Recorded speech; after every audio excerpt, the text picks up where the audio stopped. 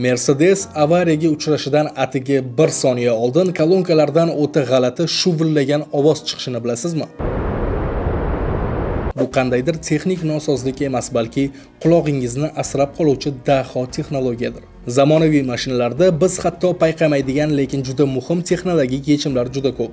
Bunga misol qilib Mercedesdagi Pre-Safe Sound tizimini aytish mumkin.